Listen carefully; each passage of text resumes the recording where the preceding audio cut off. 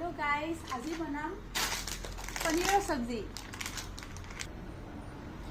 এতিয়া পনীৰখিনি ধুনীয়াকৈ পেকেটটো কাটি এটা বাটিত উলিয়াই লম।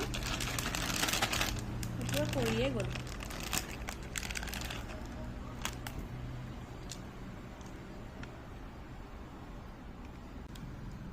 এইখিনি ধুনীয়াকৈ উলিয়াই লৈছোঁ। এতিয়া চাফা পানীত এবাৰ ধুই ল'ব লাগিব।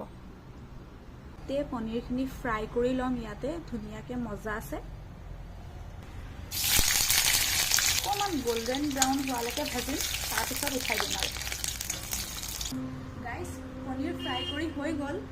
আৰু এইফালে মই কাটি লৈছোঁ পিঁয়াজ আৰু বিলাহী। এইখিনি এতিয়া মই পেষ্ট কৰিবৰ কাৰণে ভাজি ল'ম।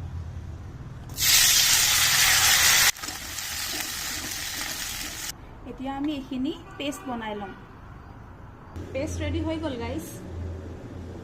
ইয়াত তেল গৰম হৈ গৈছে। এই পেষ্টখিনি এতিয়া ইয়াত দি দিম। পেষ্টখিনি বেছি ডাঠ হৈ আছে, অলপ পানী এড কৰিব লাগিব।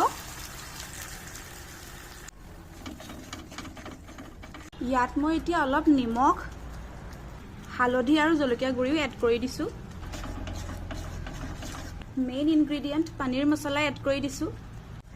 এতিয়া গোটেইখিনি একেলগে মিক্স কৰি দিছোঁ দেই গাইছ। এতিয়া অলপ টাইম সিজিবলৈ দিছোঁ।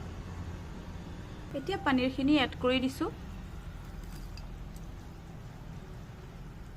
কালাৰটো ঠিকে আছেনে গাইছ? পনীৰ কাৰী ৰেডি গাইছ। এই পনীৰৰ ৰেচিপিটো আপোনালোকেও ট্ৰাই কৰিব। আজিলৈ বাই।